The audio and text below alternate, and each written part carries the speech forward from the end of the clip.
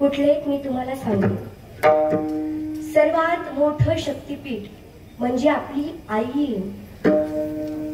आईला आपण सन्मान दिला पाहिजे, आईचा आपण मान केला पाहिजे। जर घरातली आई खुश असेल तर मंदिरातली आई आपोआप खुश होते।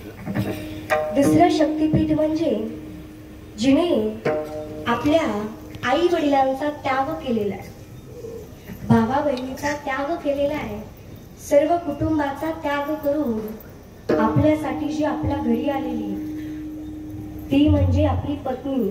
तिला आपण मान दिला पाहिजे, त्या पत्नीचा आपण सन्मान केला पाहिजे। ती जर खुश असेल तर देवळामधली देवी आपोआप खुश होते। तिसरं शक्तिपीठ म्हणजे आपल्या घरची जी बहीण आहे त्या बहिणीला आपण देवीचा मान दिला पाहिजे। खरं तर तिला कुठल्या गोष्टीची आपण कमी पडू दिली नाही पाहिजे। जर घरातली बहीण खुश असेल तर मंदिरातली आई आपोआप खुश होते।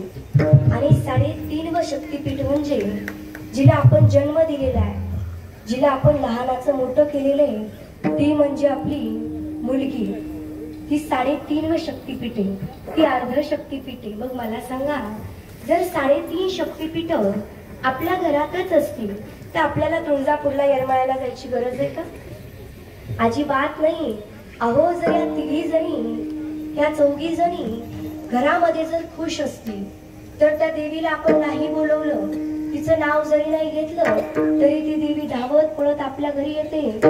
धनाची कुठल्याही गोष्टीची कमतरता पडू देत नाही, अशी असणारी ती आई अंबाबाई आहे। तिचा फक्त आपण जागर केला पाहिजे, तिचा गोंधळ घातला पाहिजे, तिचं नामचिंतन केलं पाहिजे आणि सगळ्यात महत्वाचं म्हणजे घरातल्या माता मौलांना खुश ठेवलं पाहिजे। बस ती देवी मनाने धावत येते। विठ्ठला विठ्ठला।